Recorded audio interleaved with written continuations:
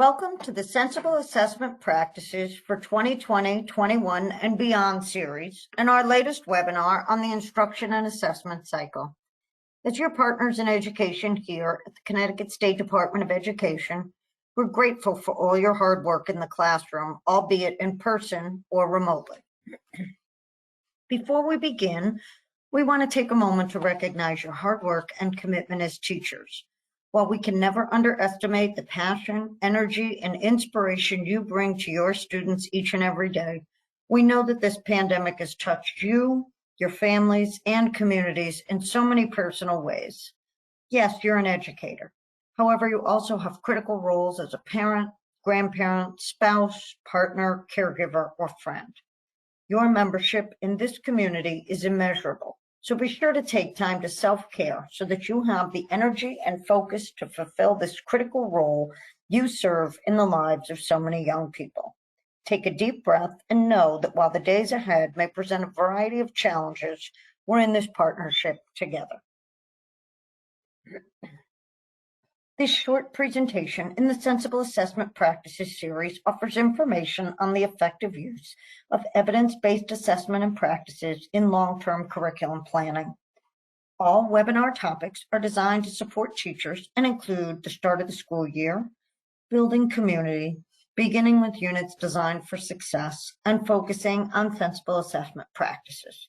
This webinar, the Instruction and Assessment Cycle, we'll share best practices in teaching using formative assessment processes and assessment tools to guide and facilitate the delivery of instruction while cultivating students' growth as they engage in their own learning process. All classrooms across the state look very different this school year. Assessment in all its forms will need to be incorporated into the curriculum regardless of the instruction delivery model selected. You may find gaps in learning, a loss in continuity, and a need for greater flexibility to meet the ever-changing needs of the individual learners and the learning environment. Despite these challenges, the provision of equitable and accessible instruction and student support using formative assessment practices is the keystone that bridges the divide. Now what? You've gathered critical information about your students, planned for and created a nurturing community, and developed units incorporating principles of universal design for learning. Now you need to transition students and their instruction to on-grade learning, and naturally on-grade assessment logically follows. Though there are many types of assessments available, educators need to know the value and the purpose of an assessment prior to administration. The goal is to administer assessments that will provide the information required or desired without over-testing students or narrowing the curriculum by teaching to the test. As the Sensible Assessment Practices for 2020, 21, and Beyond document articulates, there is no single assessment that can meet the needs of all stakeholders and purposes. For example, a teacher may want to know if their students can use equivalent fractions as a strategy to add and subtract fractions, while a district or school leader may want to know which schools demonstrate the strongest academic growth, especially for students with high needs. The Connecticut State Department of Education, boards of education, legislators, and other community stakeholders may want to know in which schools students are progressing at a substantially greater pace than the state, especially for students with high needs, or in districts or schools who should receive resources and supports from the state. One assessment cannot serve that many purposes. Therefore, the selection of assessments must be purposeful, and the assurance that the results will be used to make informed and appropriate decisions. Often, when people think of assessments, high-stakes standardized tests are the first that come to mind, along with the negative connotations of teachers being pressured to teach to the test and inadvertently narrowing instruction by focusing only on those specific skills outlined by test frameworks. The Connecticut State Department of Education has continually emphasized the best practices of integrating the state standards within a rich, rigorous, and equitable curriculum developed at the local level. Moreover, the Connecticut Summative Assessments have always been designed to reliably measure the state's grade level standards. Over the last decade, we've been able to implement a statewide assessment system that provides teachers with supports, such as our online repository of lessons aligned to the standards and created by peers, known as Tools for Teachers. The resources in Tools for Teachers include suggestions for the use of a variety of formative assessment practices, formative assessment processes, combined with instruction based on grade level state standards, create a foundation to guide daily instruction for every content area in every content in every classroom. Connecticut's interim assessment system allows optional interim assessment blocks that can be used formally or informally to capture student learning and proficiency related to specific skills in the areas of English language arts, math, and science. Finally, the assessment system includes the summative assessments administered to students in grades 3 through 8 and 11. The primary purpose of the state's summative assessment is to provide an efficient and reliable estimate of a student's overall performance in a subject area relative to grade appropriate standards that enable valid interpretations of student achievement in all tested grades and subjects, and progress in grades 4 through 8 for ELA and mathematics. The statewide summative assessment is an important indicator of student achievement and progress, but it is not the only one. As shown by this model, formative assessment practices and interim assessments have a valuable influence on daily instruction and learning, while results from the end of the year summative can only be used with other important indices to capture the extent of growth and performance on the grade level standards. These assessment results, combined with other sources of student-specific data, can then be used for planning during the summer and the subsequent year ahead. Administrators use summative results in addition to other measures available on EdSite to measure the effectiveness of certain programs and to ensure that all students are on track to be college and career ready by the time they graduate from the Connecticut public school system. In this webinar, I'm going to present how you can use assessments, the formative assessment process, and other tiered supports to nurture your students from the first moment they return to school, either in person or remotely. This process begins with the student. What do we already know about a student's learning needs? What information is still needed? What tools or assessments can provide new information? How will the results be used to make reliable and valid determinations? As illustrated by this model, diagnostic assessments may be used to identify strengths and weaknesses in the prerequisite skills for the on-grade content. Teachers may choose to use the existing and available diagnostic assessments in the district for desired purposes if the available assessment allows for valid interpretations of student strengths and weaknesses relative to the defined purpose. Teachers should provide differentiated instruction that covers the grade level content, but the instruction should be personalized to the needs and interests of students. The use of formative assessment practices and Tier 2 supports will further inform students' understanding and mastery of the skills taught. Formative assessment practices allow teachers to gauge the impact of their teaching by eliciting evidence of student learning, providing actionable feedback, and adjusting their teaching. Tier 2 supports should be offered based on the information derived from the formative assessment practices. The support can be either embedded in the classroom or provided separately based on students' needs. The incorporation of optional interim assessments can be embedded within the local curriculum to serve as short assessments. The interim assessment blocks can further inform educators about the strengths and weaknesses of the students in their class. Teachers may choose to administer an aligned on-grade block at the end of a unit to evaluate learning mastery. Some schools have chosen to use purchased assessments in lieu of the interims. Regardless, the same cycle then continues for each instructional unit for the remainder of the year. Let's look at this process piece by piece. Diagnostic assessments are a type of low-stakes pre-assessment used by teachers to gauge how much information a student has about a particular topic. Diagnostic assessments are typically administered at the beginning of a unit, lesson, quarter, or a specific period of time and are not used for grading. They're administered before content instruction begins and should be aligned to the principles of universal design for learning. Diagnostic assessments allow teachers to refine lesson plans and incorporate differentiation based on the results.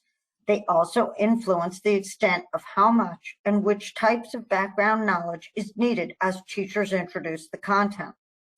Keep in mind that diagnostic assessments differ from formative assessment practices.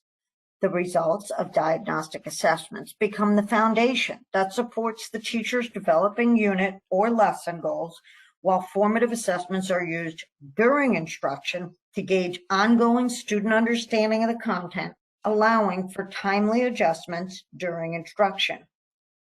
Teachers can also use the results from diagnostic tests to create flexible, short-term groupings based on student profiles. An example of a diagnostic assessment would be the Smarter Balance and Next Generation Science Standards Interim Assessments. They can be administered prior to teaching a lesson to determine those skills that need to be emphasized while teaching, or they can be used to group students who might need more focused support at that time. For many districts that have developed their own units of study and corresponding lessons, they have also developed pre-assessments or mini performance tasks aligned to each lesson for the purpose of informing instructional decisions. Furthermore, teachers have developed and used their own assessments based on learning targets that are considered pre-formative in nature. Some examples include 1-minute response, entrance tickets, KWL charts, anticipation guides, and concept sorts. Keep in mind, these types of assessments focus on content, topic, and conceptual knowledge. Similar pre-assessments or mini performance tasks have been developed for other content areas. So in this sense, the aforementioned assessments can be used to identify students' strengths or weaknesses, especially in the prerequisite skills for on-grade content. A more common occurrence might be to use specific subtests from standardized diagnostic instruments to provide information in areas not assessed by screening or progress monitoring. Examples of common diagnostic assessments include the Smarter Balance Interim Assessments, the NGSS Interim Assessments, Developmental Reading Assessments, Fontes and Pinnell Benchmark Assessment System, DIBELS, or EasyCBM. Diagnostic assessments can be informal as well. For example, teachers may administer surveys, questionnaires, or textbook pre-course tests. Other non-standardized diagnostic methods include error analysis of math problems or computation, analysis of student work samples from class assignments, observation, and teacher-student conferencing. As a reminder, we encourage the use of diagnostic assessments only when there is a clear expectation that they will provide new information about a student's learning needs that can be used to develop more focused or powerful instruction. Why is differentiated instruction important? Differentiated instruction is an instructional framework that emphasizes the ways that teachers structure their instruction to meet the varying needs of their students. Teachers can differentiate at least 4 classroom components to provide more effective instruction. These components include the content, which is the identified skills or information taught. Next, teachers can differentiate the instructional process or the tasks and activities the student will engage in to learn the content, and the products or culminating activities and projects that allow the student to demonstrate their understanding and extend their knowledge. Lastly, teachers can differentiate the learning environment by altering the organization and structure of the classroom. Teachers provide differentiating instruction throughout lessons by reacting to responses provided by students. A few examples of strategies that can be incorporated to support students' academic progress involve altering the presentation of the content, providing manipulatives and models, allowing choices in tasks or methods for final products, or encouraging students to select aspects related to the timing or order of tasks. Flexible grouping can be used to address not only the needs of students experiencing difficulties, but also those of high-achieving students who are ready to move on to a more complex skill or to explore a particular topic in more depth than is usually provided by the curriculum. The manipulation of the components of differentiated instruction allow the teacher to address the needs of all students in the class in real time. Students who may be struggling with a particular concept can be grouped together, even in a virtual breakout room. Students, such as English learners who might need more focused information and vocabulary development, can also be supported. Scientific research-based interventions, referred to as SRBI, are not new to Connecticut teachers. In fact, the implementation of research-based interventions that facilitate success in the general education setting for a broad range of students has been a focus in Connecticut for more than a decade. The model is based on 3 tiers of instruction that are part of a comprehensive educational system involving scientific, research-based core general education practices and interventions with supports from a wide range of service personnel. These tiers should not be viewed as categorical placements or as gates to special education.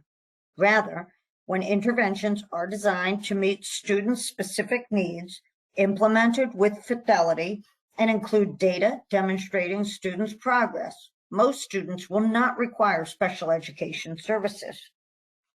Take a moment to reflect on the students in your classroom. Each learner comes to you with individual strengths and abilities, along with complexities and potential challenges, further impacted by their experiences during the pandemic. When we consider the whole student, we know that each learner may have been impacted in a multitude of ways that may require supplemented or specialized support to address areas of academic, social, emotional, or behavioral needs. Effective Tier 1 instructional practices create a crucial base for the tiered model of SRBI. The success of the other 2 tiers rests heavily on the practices in Tier 1. There are a variety of effective instructional strategies, such as flexible groupings or the use of graphic organizers, that can be applied across a wide array of content areas. All students within each tier need to be monitored to confirm progress, and it's important to identify struggling learners who need additional support, as well as students who are excelling and are in need of enrichment activities. In Tier 1, at-risk students receive supplemental instruction during the school day in the regular classroom. This is often accomplished through differentiated instruction. The use of flexible small groups can help in this differentiation, with various groupings providing opportunities for additional practice or explicit instruction in specific areas. Additionally, teachers can offer opportunities for student discourse and reflection while providing ongoing feedback as part of formative assessment processes. So what is Tier 2 instruction? Students who are not able to demonstrate success on important benchmarks despite adequate instruction differentiated to meet their needs should receive Tier 2 instruction. Tier 2 instruction is short-term, lasting anywhere between 8 and 20 weeks, while the student remains part of the general education system, yet receives supports from specialists. Interventions must be research-based, be reasonably feasible for educators to use, and accurately target the student's area of difficulty. These interventions are provided as supplemental, and they do not replace core instruction. Accurate pinpointing of individual students' needs and the selection of appropriate interventions are critical to the success of Tier 2 intervention. Tier 2 is typically implemented with groups of 3 to 6 students, all of whom have similar needs. Teachers use modeling, active participation, corrective feedback, and self-monitoring, in addition to a variety of other strategies. The teacher and intervention teams should monitor the progress of the interventions used and determine their effectiveness. You might be wondering how to address Tier 2 for those students accessing instruction through online distance learning. Providing Tier 2 intervention remotely can be difficult. However, teachers can attend to the needs of struggling learners using the breakout room feature on digital platforms with assistance from non-instructional staff so that small group instruction can occur. Try providing packaged video content for pre-teaching and the building of foundational skills. Be sure to collaborate with interventionists, special educators, and language support staff to identify evidence-based strategies and schedule distance learning to ensure that students who receive support from an interventionist continue to do so. It's extremely important that teachers connect with families regularly by phone, text, or email to answer questions. And lastly, make use of supports for students' access, language, and communication needs and resources that are at a student's ability level and are content related. And what is Tier 3 instruction? Well, for students making inadequate progress with Tier 2 instruction, intensification of intervention should be considered. The primary difference between Tiers 2 and 3 involves the intensity and individualization of the instruction. Greater intensity can be achieved with a smaller teacher-student ratio, a longer duration of instruction, and more frequent progress monitoring. Tier 3 instruction requires careful planning and should be provided by specialists or other trained educators. So how do we do Tier 3 at a distance? While Tier 3 instruction provided remotely may present unique challenges, teachers can maintain the use of current intervention programs as much as possible or make needed modifications to those programs so they work in a remote learning environment. Try to structure distance learning so that the time spent on intervention is proportional to the grade level content instruction that occurred prior to remote learning. Educators might conduct one-to-one virtual meetings with students to provide targeted support and continue to collect data by using various platforms such as Kahoots, Google Forms, or the Interim Assessments. Remember to adjust the interventions based on data analysis so that the intervention is effective, and always connect with families regularly by phone, text, or email to communicate the child's progress and answer any remaining questions they might have. Good instruction employs formative assessment practices, and although we're certain many of you already know, it's worth reminding everyone that formative assessments are not tests. Formative assessment is a planned process that informs learning as it's taking place, real time, minute to minute, day to day. Formative assessment practices are embedded within all facets of tiered instruction and help guide differentiated instruction by connecting the dots between teacher instruction and student learning. The process is twofold. It involves both the teacher and the student as they work through the cycle that asks, where am I going? Where am I now? And where do I need to go next? The teacher begins the process by establishing and communicating clear learning targets and criteria for success. The teacher builds opportunities for students to become active participants in their learning through self-assessment and inquiry, while providing clear, actionable feedback based on criteria. As teachers facilitate this process, students have opportunities to revise assignments. This is where the magic of learning happens. Let's take a moment to dive a little deeper into the power of formative assessment practices.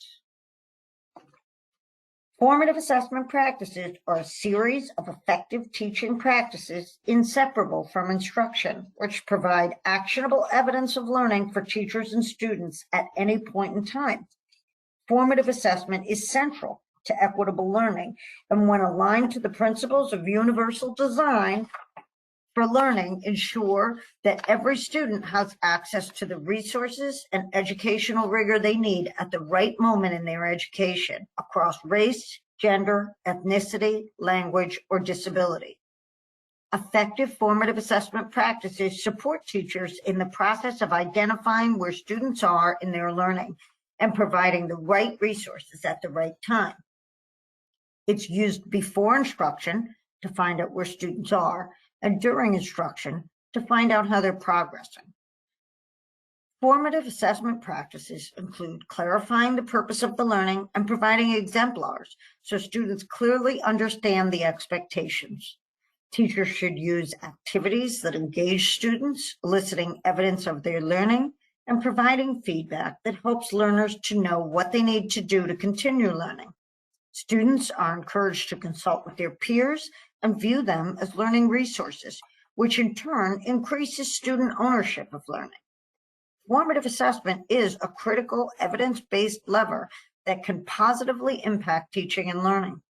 Examples of formative assessment practices include questioning students about content, regular discussions about ideas or concepts, or informing instruction based on quizzes, assignments, or homework. Other formative assessment practices might be to watch and listen before intervening when students are working. These practices motivate students and can empower them to become active agents in advancing their own learning. The formative assessment process is most successful when teachers, students, and parents or guardians work together on what students are learning, monitor how the learning is progressing, and adjust and readjust as the learning and situation change. Another valuable resource are the interim assessment blocks, which are broken into two categories: IABs that measure 3 to 8 targets, or focused IABs that measure fewer than 3 targets.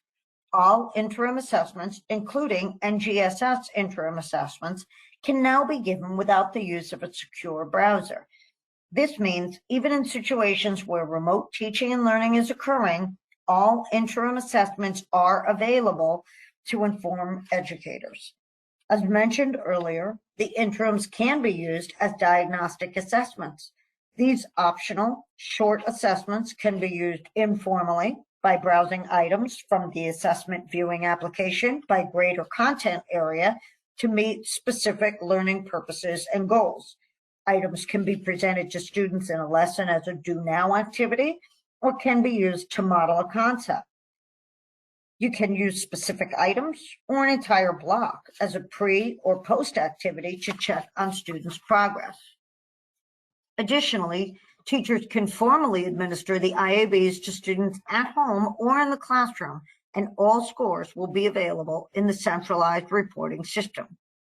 Don't forget that a benefit to using the interims is that embedded designated supports and accommodations are available for eligible students using interim assessments remotely through distance learning, assuming the supports are identified in the student's TIDE profile. Some non-embedded designated supports are only available with a paper copy test, such as large print or braille tests, or a translation glossary for math, or an illustration glossary. The teacher should carefully consider what's needed for a student to access the interims.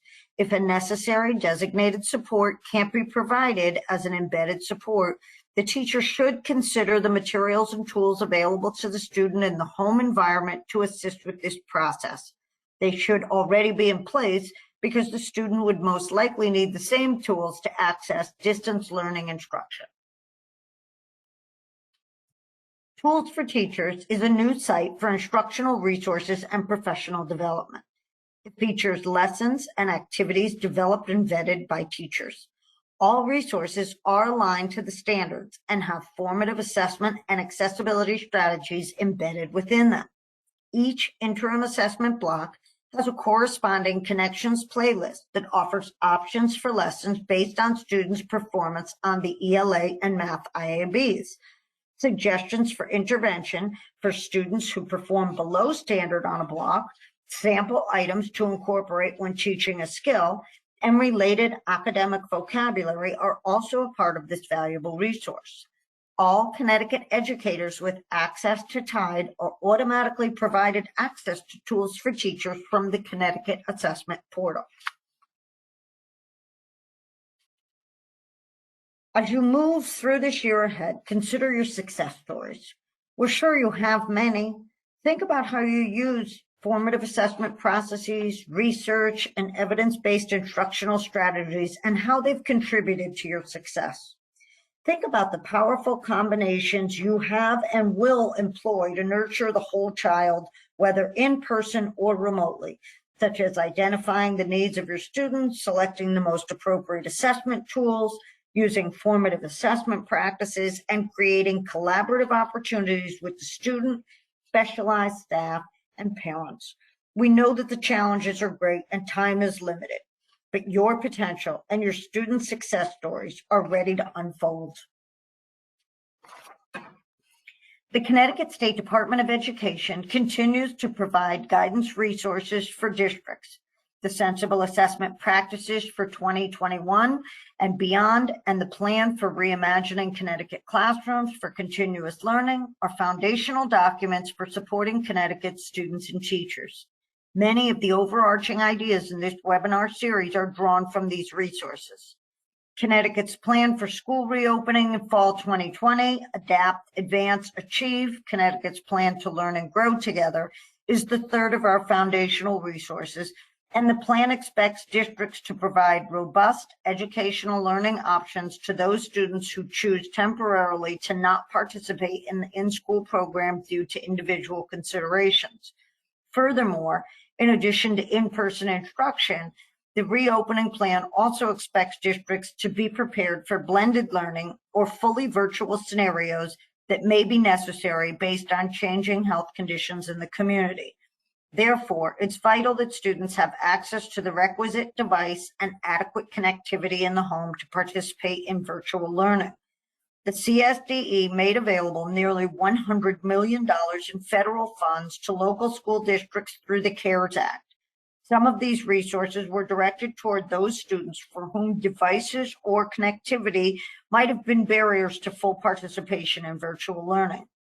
To close the digital divide in Connecticut and empower students across the state to learn from home, Governor Lamont recently announced that his administration would be launching the Everybody Learns initiative to fill any device and/or connectivity gaps that might still remain. Here is a list of resources specific to this presentation. These are just a few more resources we used when designing this presentation. And please remember that we're here to support you as you move through this school year. You're welcome to contact us at any time with any questions you might have. Thank you and be well.